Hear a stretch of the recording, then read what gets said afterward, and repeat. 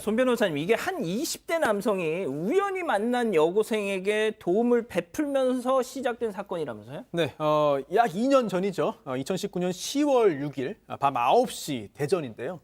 차를 몰고 이제 운전을 하던 20대 남성이 있었습니다. 그런데 길가에서 도움을 청하는 여고생을 발견한 거예요. 그래서 여고생이 이제 물어본 거죠. 근처에 버스 정류장이 어디 있습니까? 예. 물어봤더니 그럼 내가 아예 태워서 집에 데려다 주겠다라고 이야기를 했고요. 여고생이 차에 탔습니다. 그래서 밤 10시쯤에 이 집이 있던 그 대전 서구의 아파트에 도착을 해서 이 여고생을 내려줬고 그다음에 이 아파트를 떠나서 돌아왔는데 예. 그런데 좀 수상한 일이 생깁니다. 40분쯤 뒤에 이 남성이 다시 아파트로 왔어요. 그래서 차를 세워두고 내려서 공동 현관문 안으로 들어간 다음에 어허. 아파트 5층까지 올라갔다가 2분 만에 다시 엘리베이터 타고 1층으로 내려온 다음에 아파트를 떠나는 굉장히 수상한 행동을 했습니다. 아, 차에 태워서 데려다 줄게 이런 모르는 사람 차에 막 함부로 타면 안 돼요, 백 기자. 안 그렇습니까? 네, 조심하겠습니다. 네, 이 20대 남성의 아니, 그러니까 백 기자한테 하는 소리가 아니에요. 백 기자는 성인이니까 뭐 당연히 알아서 하시겠지만. 아니 근데 사실 저도 조금 이게 대전에서 일어난 일이고 예. 또 여고생이라고 하니까 저도 대전이 또 고향이잖아요. 또. 여고생 시절을 대전에서 보냈기 때문에 맞아. 상당히 좀 이렇게 걱정이 돼서 그렇구나. 네. 자, 아무튼 그런데 이 일이 있고 나서 9일 뒤에 그 남성이 다시 아파트로 찾아갔다고요? 네, 이 20대 남성의 수사관 행동이 여기서 끝난 게 아니고요. 9일 뒤에 다시 찾아왔습니다. 20대 남성이 여고생이 귀가한 뒤 한 10분 정도 지난 오후 11시쯤에 여기를 다시 찾아왔는데 이번에는 승강기를 타고 쭉 올라가서 그 여고생이 내렸던 층에 내립니다. 아이고. 네, 내려서 이 현관문까지 가가지고 도어락을 누르는데요. 비밀번호를 2번이나 누릅니다. 근데 이 안에 어머니와 여고생이 있었습니다. 그래가지고 너무 놀래가지고 신고를 한 거죠. 예. 밖을 보니까 그 남성이 서 있었고 아우, 씨. 정말 많이 놀랐다고 합니다. 그래서 경찰에 신고를 했고 결국에 경찰이 출동해서 결국 이 남성을 검거했습니다. 자, 양 변호사님, 여기서 궁금한 거. 저 여고생이 알려준 적도 없는 동이야 뭐 아파트 앞에까지 갔으니까 알 수 있다 쳐도 호수까지는 어떻게 알 수 있었던 거죠? 여기가 이제 복도식 아파트였던 모양입니다. 그런데 이 아파트에 내리면 센서가 있어서 예. 자동으로 그 복도에 불이 켜지는 그런 아파트들 있죠. 아. 그러니까 밖에서 좀 떨어진 데서 보더라도 엘리베이터에서 내려서 불이 딱 켜지니까 저기구나라고 봤을 가능성이 있는 거죠. 아. 그렇게 아마 파악을 한 것으로 그렇게 추정이 되고 있고요. 그때 이 여고생이 정말 집에 혼자 있었던 거 아니고 어머니가 같이 있었던 게 천만다행이지. 처음에는 밤 늦게 삑삑삑 소리가 나니까 요즘 다 전자락이니까 야근하는 아버지가 돌아오신 걸 그렇게 생각했다라는 거예요. 근데 이게 안 열리고 삐삐삐 가니까 이상해서 이제 요즘에는 또 카메라로 밖을 볼 수 예. 있으니까 보니까 열흘 전에 자기를 데려줬던 그 남자가 있었던 진짜. 겁니다. 아까 말씀드린 것처럼 집에 어머니가 소름이다, 계셨기 소름. 망정이지 혼자 있었을 때 그랬으면 얼마나 무서웠겠어요. 진짜. 그러니까요. 진짜 얘기만 들어도 지금 닭살이 돋는데. 자, 그럼 여기서 이번 재판 체크포인트 짚어보죠.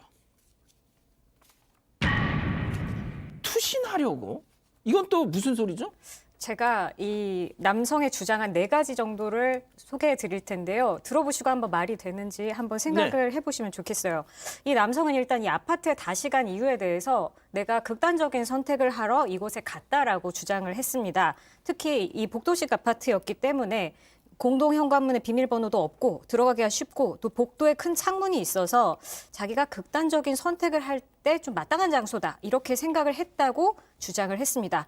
또 첫 번째 침입에 대해서는 밖에 실제 잠금 장치가 있는지 얼마나 잘 열리는지 이런 걸 확인하기 위해서 갔다고 주장을 했었고요. 또 두 번째 침입, 그 엘리베이터를 타고 중간에 이제 여고생이 살고 있는 그 층에 내렸을 때 도대체 왜 그랬냐라고 물어보니까 맨 꼭대기 층까지 가려고 했는데 그냥 계단으로 가고 싶어서 마침 그 층에 내렸고 그다음에 도어락 비밀번호를 누른 이유에 대해서는 어두워서 실수로 눌렀다라고 주장을 했습니다. 양 변호사님, 이 주장을 진짜 이걸 논리적으로 따질 필요도 없을 것 같은 느낌이긴 하지만 이 주장을 뒷받침할 만한 증거는 있었답니까? 없죠. 오히려 얘기하는 것들이 다 반대라는 증거들만 찾을 수가 있습니다. 극단적 선택을 생각하는 사람이 고층이 아니라 왜 저층을 갑니까? 그러니까요. 게다가 아파트 창에서 미리 밖에서 다 봤으면 크기가 어느 정도 되는지 다 확인이 가능합니다. 그리고 이 남성 엘리베이터 탔는데 딱 주저함이 없이 바로 그 피해자의 집 층수를 눌러요. 그러니까요. 알고 있었다라는 얘기지 않습니까? 게다가 내리자마자 복도식에서 어느 집인지 정확히 알고 눌렀는데 그러면 그게 어두워서 도어락을 이렇게 눌렀을까요? 그럴 리가 없지 않습니까? 결정적으로요.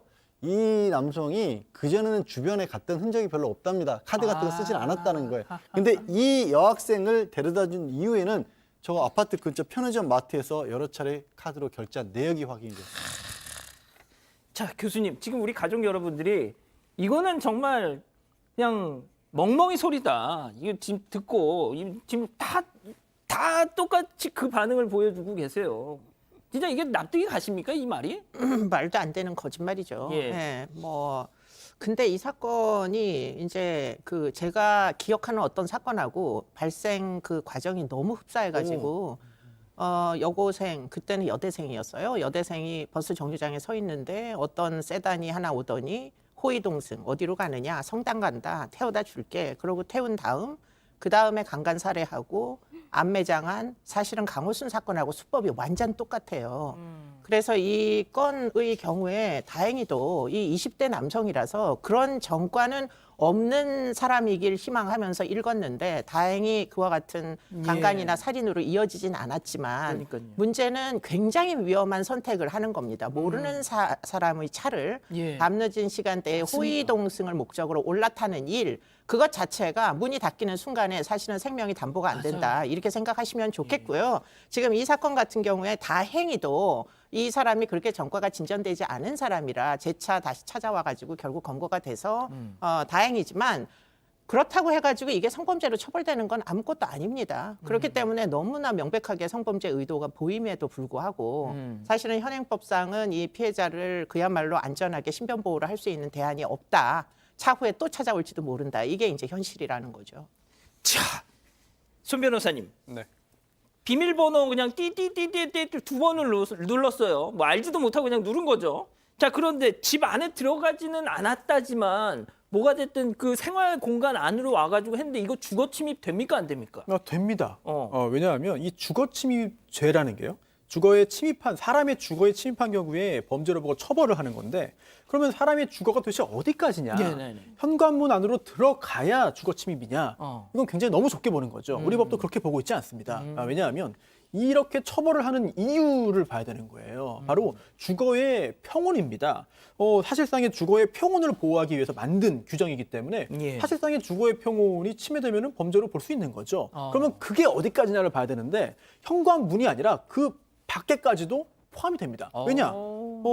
이런 복도식 아파트의 경우에는 특히나 더더욱 뭐 공용 계단, 뭐 복도, 엘리베이터 이런 것들도 외부인이 마음대로 들어올 수 있는 건 아니에요. 또 들어오라고 어떤 특정한 목적에 의해서 일부 개방되어 있다 하더라도 이렇게 마음대로 할 수 있다는 의미는 아니거든요. 예. 따라서 현관문에 들어가지 못했다 또는 안 왔다 하더라도 목적에 따라서는 이렇게 그 계단 또는 복도에 들어온 것만으로도 이미 이제 주거 침입죄가 성립되었다고 보는 거죠. 자, 그래서 1심 형량이 어떻게 나왔습니까, 양 변호사님? 1심 재판부 징역 1년에 집행유예 2년을 선고를 했습니다. 이건 이제 대법원까지 유지가 됐고요. 사실 남성이 했던 얘기들 당연히 법원도 받아들이지 않았죠. 다만 이제 피해자하고 합의도 했고요. 이런 생각도 하실 것 같아요. 정말 의도가 나쁠 것 같은데 근데 이게 정말 누가 봐도 뭔가 나쁜 범죄를 저지르려고 보이지만 실제 적용할 수 있는 혐의는 아직까지 다른 범죄를 이게 나간 적이 없잖아요. 예, 그러니까 예. 오로지 주거 침입만 인정이 됐기 때문에 아. 그래도 이것도 상당히 무겁게 본 것이고요. 최근 들어서는 법원이 과거에는 아예 주거 침입만 단독 범죄는 처벌을 안 했어요. 잘. 아, 진짜요? 주거 침입하고 무슨 뭐 절도를 했거나 주거 침입 와서 성범죄 저질렀거나 이랬을 때 결합해서 주로 처벌했었는데 최근은 좀 적극적으로 주거 침입을 적용을 하고 있는 겁니다. 그나마. 아, 자, 2심까지 갔네요. 네, 2심에서 형량이 조금 올라갔습니다. 징역 1년 6개월형을 선고했어요. 1년에서 1년 6개월이 됐는데 그러면서도 집행유예 3년을 붙였기 때문에 결국은 뭐 징역 1년 6개월에 집행유예 3년이 됐고요. 보호관찰 그리고 사회봉사 240시간까지 함께 붙였습니다. 교수님, 지금 우리 가족 여러분들이 사건 반장에서 하도 막 이런 성범죄 관련한 이 재판부의 이 솜방망이 판결에 대해서 너무 이제 막 아주 그냥 신물이 나시는지 이 뭐 또 집행유예 풍년 그러세요 지금. 예? 근데 저는 이 그 판결에 대해서 뭐 별다른 불만이 있는 건 아닙니다. 그러니까 뭐 징역이 나올 만한 범죄다라는 건 일단 그 선고를 했고요. 그런데 이제 집행을 유예한다 3년. 그리고는 보호관찰을 함께 부과를 했어요. 그러니까 보호관찰관의 책임으로 이제 넘어간 겁니다. 그럼 집행유예 3년이니까 3년 동안 이 사람을 보호관찰을 하면서 결국에는 피해자에게 접근하지 못하도록 하고 또 성범죄 관련 이런 주거 침입하지 못하게 하고 이런 관리 감독을 보호관찰관이 잘 하면 되는 거예요. 네. 그렇기 때문에 사실은 집행유예 자체가 문제라기보다 보호관찰이 얼마나 실효성 있게 집행유예 기간 동안 재범을 안 하도록 관리 감독을 하느냐에 관건이 달려 있어요. 그래서 그 부분을 사실은 온 국민이 감시를 해야 된다고 저는 개인적으로는 생각합니다. 알겠습니다.